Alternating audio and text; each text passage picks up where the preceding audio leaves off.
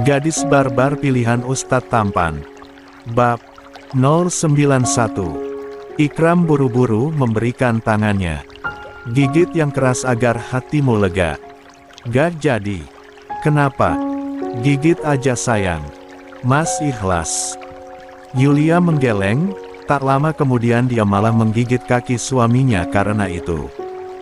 Anggota tubuh suaminya yang belum ia lukai. Ikram merintih menahan rasa sakit hingga kedua tangannya terkepal kuat sebagai pelampiasan sakitnya. Udah lega. Yulia mengangguk lalu meringis menatap bekas gigitan di kaki suaminya. Hatiku sedikit lega walaupun sakitnya masih terasa. Maafkan Mas, Zaujati. Jangan terus meminta maaf. Maaf gak bisa buat rasa sakitku hilang. Tindakan yang membuat sakitku ini hilang Mas. Mas akan mencoba untuk menghilang rasa sakit di hatimu sayang. Aku tunggu. 3 menit kemudian. Mas tahu gak masa laluku? Tanya Yulia hati-hati. Ikram mengangguk. Kamu pernah bilang sejak SD sampai SMA punya mantan 10. Mantan terakhirmu adalah Arthur yang pernah menculikmu waktu itu. Juga. Dia mencoba mengingat perkataan istrinya dulu. Punya sahabat yang mengkhianatimu namanya Manda. Katamu dia selingkuh bersama mantan terakhirmu. Yulia mengangguk 2 kali. Tunggu apa suaminya tahu kebiasaannya saat pacaran? Ia meringis. Jika dibandingkan masa lalu suaminya, masa lalunya lebih parah. Bibirnya bahkan telah dicicipi sejak SMP saat berpacaran dengan mantan keduanya. Walaupun ciuman pertamanya saat itu ketidaksengajaan. Tapi Arthur pengecualian, Yulia sadar melakukan karena ia mencintai pria itu dulunya. Ciuman, pelukan, tidur bareng, Yulia ingin melupakan masa lalu kelamnya. Hatinya tidak bisa mengelak, ia perempuan kotor. Itu aibnya, haruskah ia menceritakan masa lalunya? Tidak. Ia tidak bisa menceritakannya. Lebih baik menyembunyikannya. Lagi pula tidak. Ada yang tahu selain dirinya, para mantannya juga Tuhannya. Apalagi yang Mas tutup-tutupi dariku? Tidak ada. Saat di Kairo Mas hanya mengenal satu perempuan bernama Jingga saja. Gak ada lagi selain Jingga. Yulia memicingkan matanya penuh selidik. Ikram mengangguk yakin. Hanya Jingga. Dia teman Mas yang sangat berarti. Cintanya pada Mas membuat Mas merasa bersalah karena tidak bisa membalas cintanya sampai dia pergi untuk selama-lamanya. Karena alasan itulah Mas tidak bisa melupakan sosoknya. Mas rindu dia. Maaf jika membuatmu cemburu. Kata kamu Mas harus jujur. Baiklah kalau gitu, putus. Yulia menepuk kepala suaminya yang sudah jujur padanya. Sekarang kita makan nasi gorengnya. Mereka berdua mulai memakan sarapan paginya. Selalu sepiring berdua. Tentu saja Ikram yang mau. Makan yang banyak Mas Ubi. Aku mau suamiku sehat terus. Kamu juga Zaujati. Selesai sarapan pagi, Yulia berjalan ke ruang tamu. Masih ada waktu sebelum kelasnya dimulai. Ia bisa membersihkan ruang tamu yang terdapat banyak debu. Walaupun suaminya melarang tapi ia tetap melakukannya. Ingat kata Umi Husna, ia telah menjadi seorang istri maka harus melakukan tugasnya. Sayang kamu lihat tasbih putih Mas tidak? Tanya Ikram tiba-tiba datang. Lah bukannya tadi subuh Mas pakai ya? Iya. Mas simpan di lemari kaca tapi kok gak ada? Yulia terdiam sejenak lalu berdecak kesal. Lemari kaca apaan? Aku lihat jelas Mas nyimpan tasbihnya di atas nakas waktu itu. Ikram menggaruk kepalanya. Iyakah? Perasaan Mas simpan di lemari kaca bareng kitab kuning deh. Cek aja kalau gak percaya. Ikram kembali ke kamarnya, sedangkan Yulia kembali pada kegiatannya yaitu mengelap kaca jendela yang banyak debu. Ci dasar pikun, gumam Yulia menggeleng kepalanya. Padahal usia suaminya masih 26 tahun, masih muda. Sayang, jubah Mas warna biru tua mana ya? Kok di lemari Mas gak ada? Pria yang memakai handuk sejak tadi itu datang lagi membuat Yulia mengatur napasnya, berusaha. Tetap tenang. Cek yang bener Mas. Udah Mas cek di lemari tapi tetap gak ada. Apa di tempat cucian ya? Tapi Mas belum pakai jubah biru tua loh. Cek, padahal Mas yang taruh, kenapa Mas yang lupa? Ikram hanya bisa tersenyum tipis. Pagi ini Mas ada kajian pagi di Majelis At-Taqwa. Bisa bantu Mas cariin jubahnya tidak? Yulia memicingkan matanya. Dia mulai curiga akan tingkah suaminya ini. Mas sengaja kan lupa agar aku berhenti bersihin ruang tamu dan bantu Mas. Pria itu mendekat lalu menjatuhkan rahangnya di pundak sang istri.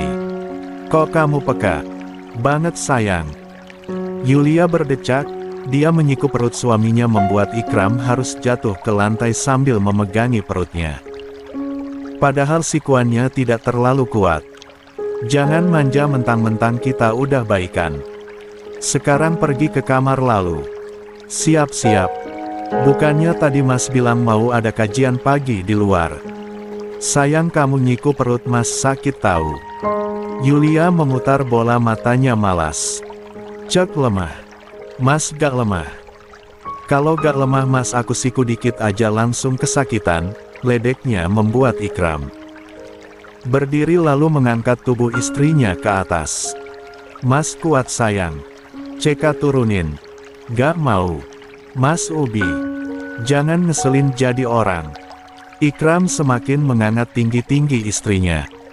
Bahkan wajahnya dia gesekan ke perut istrinya, membuat Yulia tentu saja tertawa kegelian. Mas Ubi hahaha, udah.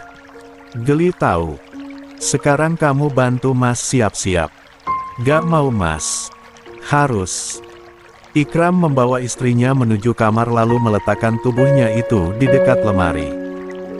Pilihkan pakaian yang harus Mas pakai pagi ini. Yulia hati dongkol. Yulia membuka lemari lalu pandangannya tertarik pada koko merah muda. Ini koko yang diberikan perempuan mualaf itu kan? Iya sayang. Pakai ini aja, bagus soalnya. Sayang yang bener aja. Ini terlalu cerah. Tadi kan Mas bilang suruh aku pilih pakaian yang hari ini mau Mas pakai.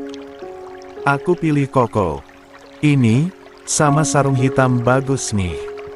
Ikram menggeleng 2 kali, lalu mengambil koko coklat muda. Mas pakai koko ini aja. Sayang, warna kokonya cocok dengan sarung hitam. Gak, cocok merah muda. Kekeh Yulia bersikeras. Siapa yang salah coba? Suaminya. Duluan yang menyuruhnya untuk memilih pakaiannya dan ia memilih koko merah muda ini. Tentu saja Yulia memiliki alasan memilih koko merah muda. Suaminya saat kajian pagi pasti akan ada banyak para jamaah perempuan. Ia ingin semua perempuan itu ilfil pada suaminya karena memakai koko merah muda. Apalagi model baju ini seperti tunik untuk perempuan. Yulia juga heran, ini koko atau tunik? Kenapa modelnya seperti tunik? Perempuan coba. Mau gak nih? Kalau gak mau ya udah sana pilih sendiri. Sama pakai sendiri. Dasar suami pemilih. Yulia sudah ingin pergi, namun pinggangnya ditahan oleh suaminya. Oke Mas, pilih koko merah muda. Sekarang tolong pakein. Bibir Yulia tersenyum lebar hingga giginya terlihat. Dia dengan senang hati membuat handuk suaminya lalu memakaikan kaos dalam serta kokonya. Untuk bagian bawah Mas pakai sendiri. Jangan manja. Lagi pula aku belum tahu cara lilit sarungnya. Aku waktu pakai sarung aja dibantu sama Maryam atau Hawa. Udah sayang. Kini Yulia mengancing koko suaminya. Tapi tunggu. Senyuman yang sejak tadi menghiasi bibirnya seketika menurun. Kenapa Mas cocok dengan koko merah muda ini? Bukannya mengurangi kadar ketampanan suaminya, Koko ini malah meningkatkan ketampanan suaminya. Baju atas begitu cerah, apalagi sangat pas di tubuh suaminya. Sarung hitam yang melilit bagian bawahannya. Bisa saja memakai celana panjang tapi Ikram lebih menyukai sarung. Kenapa? Tanya Ikram merendahkan sedikit tinggi tubuhnya. Pakaian apapun kalau pakainya orang ganteng pasti cocok sayang. Yulia mendelik, dia seketika memutar bola matanya. Apa-apaan tatapan matamu itu sayang? Jangan diulangi lagi. Tatapan itu gak sopan ke suami. Yulia malah memutar bola matanya kembali membuat Ikram berdecak kesal. Nantangin Nantangin apa coba? Udahlah. Tugasku selesaikan. Aku juga harus mandi karena beberapa menit lagi kelasku akan dimulai. Kalau telat masuk auto aku kena taksiran nanti. Ingat jangan tebar pesona mentang-mentang mas tampan. Kalau ada yang ajak ta'arufan tolak. Bilang aja udah punya istri. Ikram tertawa kecil. Lalu memberikan ciuman di pipi istrinya. Istriku posesif ternyata. Terserah Mas Ubi mau bilang apa padaku. Tapi jangan tebar pesona. Kalau kamu khawatir, kenapa gak ikut aja kajian pagi sama Mas? Mas akan minta bantuan nanti ke panitia supaya tubuh kecilmu ini duduk paling depan. Gak, asikan di pesantren daripada di luar. Kamu belum mencobanya makanya gak suka. Seru loh sayang. Mau kan?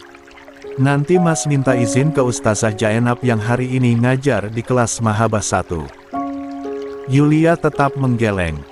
Jangan paksa aku. Aku mau fokus pada ilmu agama di pesantren. Aku terlalu banyak libur karena selama beberapa minggu ini sibuk memikirkan tingkah Mas yang menyebalkan. Menyebalkan bagaimana Tanya pria itu menarik hidung istrinya yang terus saja mengajaknya berdebat. Tukang ngambekan, iyakah? Pakai nanya lagi. Diam. Jangan jawab lagi. Jangan buat aku kesal di pagi ini Mas. Ikram kembali tertawa merdu lalu mencium seluruh wajah istrinya bertubi-tubi. Yulia kembali memutar bola matanya semakin jengah akan menghadapi tingkah laku suaminya ini. Sembuh dari sakitnya itu suaminya malahan semakin manja-manja padanya. Aus sakit Mas. Refleks Yulia menampol dahi suaminya yang menggigit pipinya. Pipiku bukan es gishi.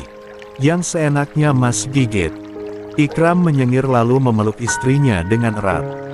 Gimana ya, kamu sih lucu banget sayang.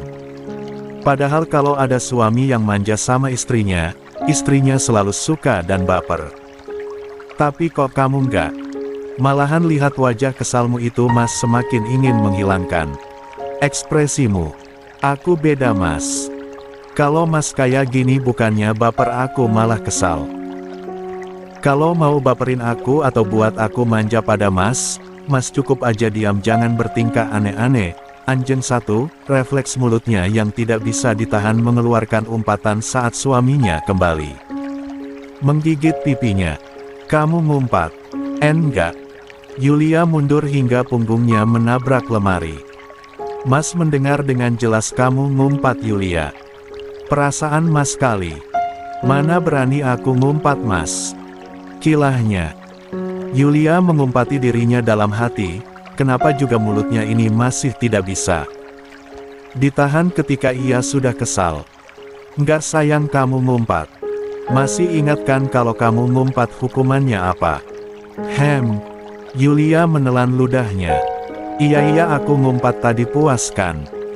Mas yang mulai main gigit pipi aku kedua kalinya. Aku kaget jadi gak sengaja ngumpat. Kenapa gak istighfar? Gak biasa. Aku kalau kaget memang suka ngumpat. Dibiasain istighfar jangan ngumpat. Iya bawel ah. Aku minta maaf. Sekarang menjauh dari tubuhku. Aku mau mandi. Ikram tersenyum miring lalu memegang rahang istrinya. Bibir kamu berkata kotor. Kan aku udah minta maaf mas. Mas maafin. Tapi kamu melanggar sayang. Mulut cantikmu ini harus diberi hukuman. Agak kapok. Ciumkan. Tebak Yulia sudah tahu kemana arah pembicaraan suaminya. Wah istri mas peka banget ternyata. Cek terserah mas deh. 5 menit, setelah itu aku akan mandi, pasrah Yulia akhirnya. Tentu Ikram dengan senang hati mengangguk dan mulai mencium bibir istrinya. Dalam-dalam. Cium aku di bagian bibir. Jangan cium di bagian leher mas. Menantu Umi yang cantik mau Umi potong gak rambutnya. Siang ini Umi Husna datang ke asramanya.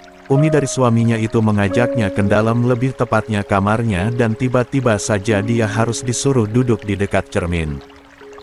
Rias, dengan umum Husna yang kini mengusap rambutnya. Maaf Umi, Mas Ikram gak mau aku dipotong rambut. Sayang katanya. Gak gerah sayang. Ini rambut kamu udah panjang loh. Yulia menggeleng. Aku selalu gelumi. Gak apa-apa, aku juga suka kalau dipanjangin. Kesannya kayak perempuan feminim walaupun tingkah kayak maung. Umi Husna tertawa.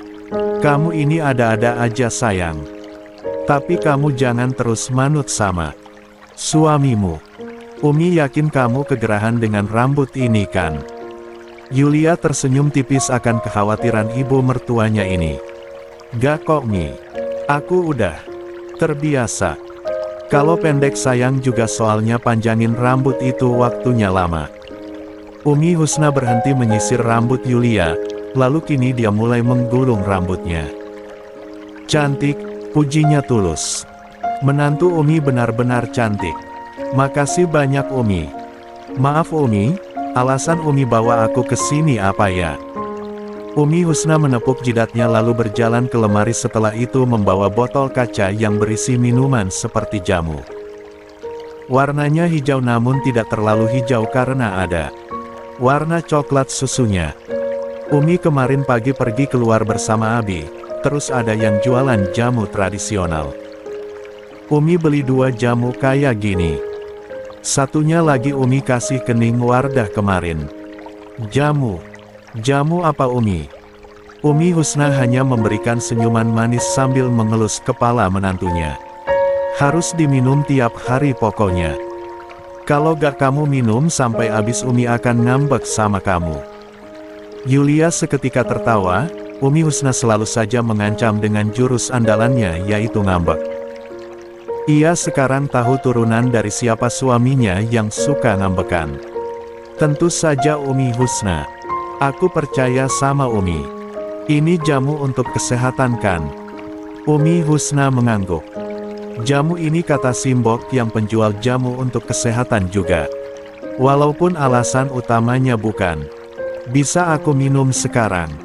Boleh menantu kesayangan Umi. Yulia mulai meminum jamu tersebut. Dia menelannya lalu seketika ekspresi wajahnya berubah. Enak? Tidak. Rasanya begitu pahit seperti obat. Kenapa sayang? Gak enak Umi. Padahal aku pernah dikasih jamu sama Bunda Sarah agar otakku encer. Apa ya namanya? Iya buyung upik rasa jeruk. Tapi kok ini rasanya ada rasa kunyit dan seres sih. Gak enak Umi. Umi Husna tertawa. Ini jamu tradisional untuk orang dewasa kayak kamu menantu. Jelas pahit karena ada kunyit sama serehnya. Tapi tenang aja, nanti juga terbiasa. Tolong minum. Setiap hari ya. Seminggu ini harus habis. Setiap hari. Yulia meneguk ludahnya kasar. Ia minum jika ditakar mungkin sesendok makan pahitnya sudah luar biasa menyiksanya. Dan sekarang ia harus meminumnya setiap hari. OMG. Jika saja yang memintanya bukan Umi Husna mungkin ia akan menolak mentah-mentahan. Tapi ia mana mungkin menolak. Ibu mertuanya sudah repot-repot memberikan jamu untuknya. Astagfirullahaladzim. Umi hampir lupa. Wanita yang memakai gamis panjang sampai menyentuh lantai itu berdiri kembali lalu membuka lacinya lagi.